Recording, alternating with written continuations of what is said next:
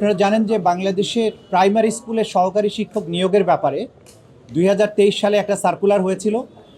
সেই সার্কুলার অনুযায়ী তখনকার সময় বিদ্যমান যে কোটা পদ্ধতি ছিল সেখানে 84% কোটার ভিত্তিতে নিয়োগ হয়েছিল এবং সেটাকে চ্যালেঞ্জ করে 151 জন রিট পিটিশনার হাইকোর্ট ডিভিশনে মামলা করেছিলেন যে জুলাই বিপ্লবের পরে সুপ্রিম কোর্টের যেহেতু একটা জাজমেন্ট হয়েছে যে সেখানে মেধার ভিত্তিতে নিয়োগটা হবে এবং মেধা হবে 93%, তার ভিত্তিতে নিয়োগ হওয়া উচিত। এই মামলার ভিত্তিতে হাইকোর্ট ডিভিশন ওই নিয়োগটাকে অবৈধ ঘোষণা করে 151 জনকে নিয়োগ দেওয়ার জন্য নির্দেশ দিয়েছিলেন।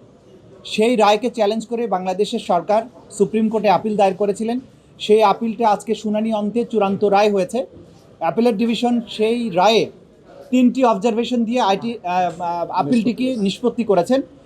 প্রথম ডাইরেকশন হচ্ছে যে 151 জন রিট পিটিশনার যারা ছিলেন তাদেরকে আগামী 60 দিনের মধ্যে নিয়োগ দেওয়ার জন্য সুপ্রিম কোর্ট সরকারের প্রতি নির্দেশ দিয়েছেন।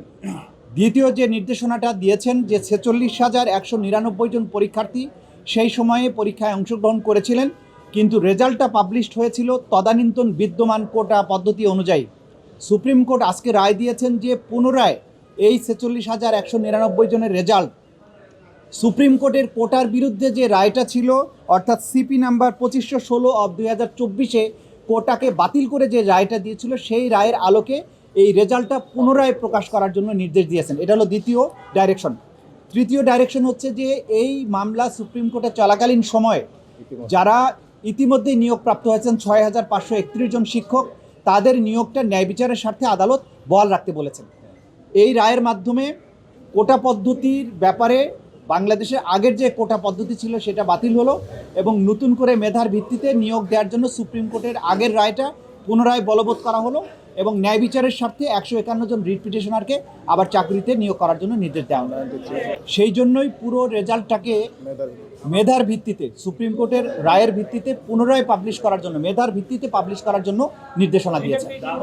দেখুন, 151 জন মামলা করেছিলেন, তাদের প্লিটাই ছিল যে তারা মেধার ভিত্তিতেই নিয়োগ প্রাপ্ত হবার যোগ্য।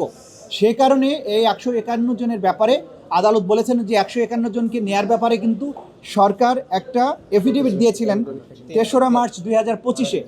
সুতরাং এই 151 জন মেধার ভিত্তিতেই নিয়োগ প্রাপ্ত হয়েছেন বলে ধরে নেওয়া হবে এবং 151 জনকে 60 দিনের মধ্যে নিয়োগ সরকারের প্রতিশ্রুতি এবং সরকার যে এফিডেভিট দিয়েছেন তার ভিত্তিতে নিয়োগ দেওয়ার জন্য বলেছেন। এতে কোটা পদ্ধতির যে জাজমেন্ট যেটা আছে সুপ্রিম কোর্টের সেই অনুযায়ী এটা নিয়োগ হয়েছে বলে ধরে নেওয়া হবে।